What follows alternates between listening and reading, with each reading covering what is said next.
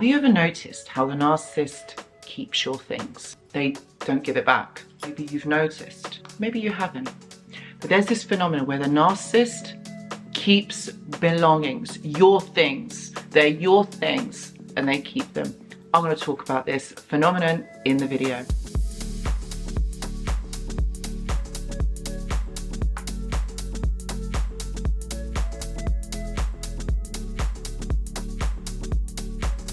Hello everyone and welcome back. I hope that you're all doing really well.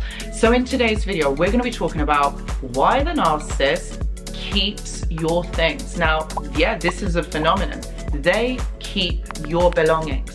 And I've noticed this quite a bit through like client work, through people who have just talked about like why narcissists keep your things. This is your items. These are your personal things. And there's a reason for this, and this is a phenomenon. Believe me, this happens more than you know. So I'm going to be talking about this in the video. But my friends, before I do, I just want to say that I do go live on this channel once a week. And if you have any questions or there's something on your mind, I would say join the live. Guys, it's absolutely free.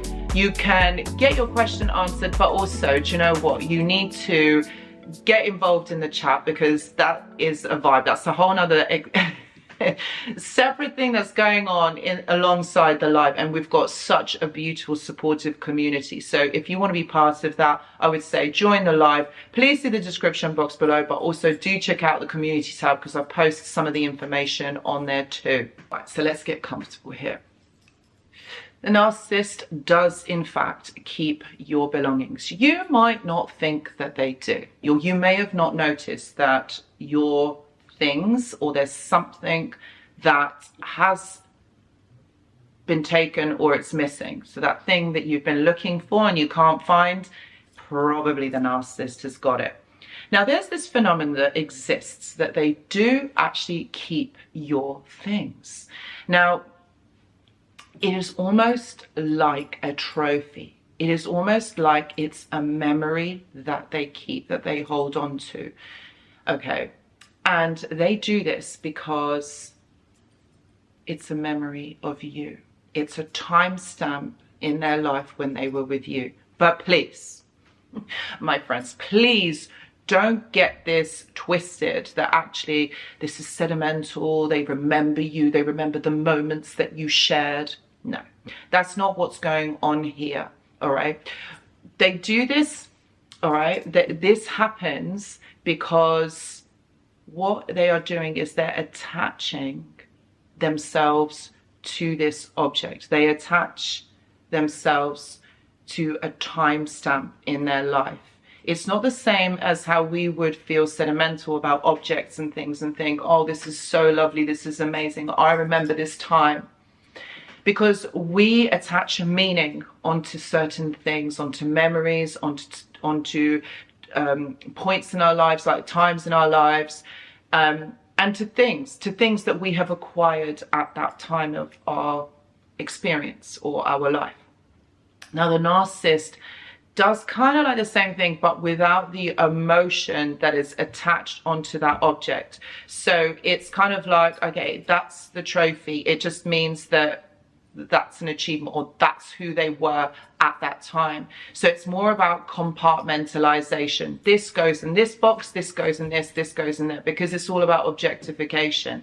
Okay, so you're an object. They don't attach meaning, they don't bond with you in that way, which is why they can remain so removed from you, which is why they do the things that they do to you, or this is why they are able to control, gaslight, because they don't have an attachment to you or the object. It's more about this happens then, that's that part.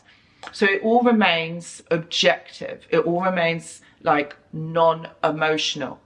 And so they keep it because it signifies something. It could be a photograph even, or a photo in their phone, something like that. Like they will keep this. Also added to the fact, it could be a bargaining tool, meaning they can use it in triangulation, meaning that their new supplier will find it and will feel jealous. There's a whole host of reasons why this could happen.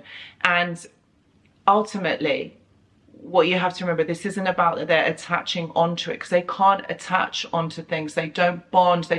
These things don't have those meanings. It's part of compartmentalization. When you see someone else as an object, like this object, you objectify someone. So you don't bond to them in a healthy way. You don't bond to them full stop, because if you're going to create meaning with something, then you have to emotionally attach that meaning. We make meaning emotionally. So think about it. When you look at something or a photograph or an object, for us, it stirs up kind of nostalgia. It takes us back in time to remember that time. But for a narcissist, it doesn't have the same effect. It's more about, I was that person at that time. That's it. It's literally as like black and white as that. They don't see it in the same way. So they might keep objects such as a book or an item of clothing, or it could be, like I said, a photograph. It could be something so simple, maybe like a piece of jewelry, maybe even a sock. It really just depends, on the narcissist. And so you're thinking, well, how is that possible? Like, I want this back. Or you may not want it back. You may not even notice that it's gone. But these little things. It could be, like a perfume bottle. Because what it does is it's stirring up that kind of part of their life. So it's part of the compartmentalization. Once you have gone, once that has ended, that's it. They detach from it. This is why they're able to move on so easy, because they were never attached in the first place. But it's something that they can go back to. Not that they're reliving it. It's something that they have had. I had you. You belonged to me at that point. It's my proof that you belong to me, because they spend so much time living in fantasy and they're not rooted in reality, which is why they don't even know what reality is and what it isn't. And so when you have this piece of physical item, it helps to trigger them. It helps to trigger that memory, like that thing, like, oh, I was that then. This is what I did. And you'll see that narcissists sometimes do live in the past. Okay, they do spend their time reliving who they were. They might even regress back into maybe a childlike state, maybe an adolescent-like state, or maybe who they were in their 20s or 30s. Because at that point, maybe they were having a good time, maybe the supply was good, maybe that time with you made them actually feel good. So they regress to that time point. So it's almost as though they take on that character of who they were when they were younger. And this is psychological shifting. It is not a healthy way of being, because you're not being present in the moment. The narcissist is never present in the moment, because they have so much of this negative narrative that's going on for them. So they're not ever rooted in reality. They're always scanning their environment to be able to, predict the next outcome, to be able to control someone, to be able to manipulate or gaslight something, so that, the outcome is how they expect it. But so they learn not to live and see things for the way that they are. They live in this fantasy, which is why it's very easy for them then, when they are looking at this, they're compartmentalizing, they're going, they're regressing back into time. This is how they can reenact those roles. It's all about roles. It's very logic mind. It's very ego. Okay, there's no emotional attachment to it. You see, when we look at things, when we feel nostalgic, we'll look at it and think, oh, I do remember that time when that happened. Yes, it will evoke these emotions, these feelings for us. But we don't regress into that time. We don't start acting like a child or an adolescent or who we were 20, 30 years ago. But the narcissist will. And there's the difference. There's the difference on how we relive the past, or how we see things from, from that point of view. But that's what the narcissist does. They live in fantasy.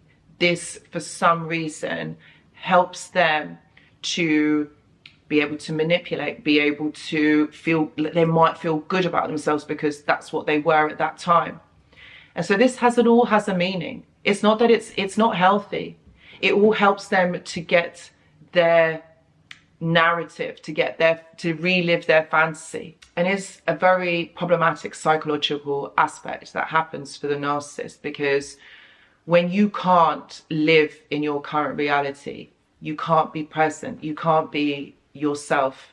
And that's the thing, the narcissist doesn't know who a self is, who they are. They're not authentically themselves. They don't know who they are, which is why they find it so difficult to be themselves. You'll find, like you found that they were 2 or 3 different people in this person. That's why they flitted from this reality, from that. That's why they compartmentalize. It's very easy for them to be able to do that because they have no attachment. They don't bond to things in the same way that you do. Those things don't create the meaning that they would do for someone like me or you. So if you find yourself missing a piece of clothing, item, or something like that, it's probably they've got it.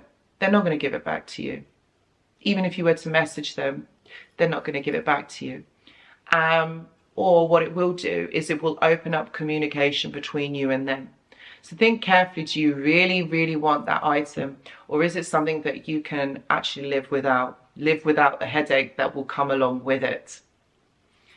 So guys, if you are facing something like this, please know that I do offer one-to-one consultations. Please see the description box below.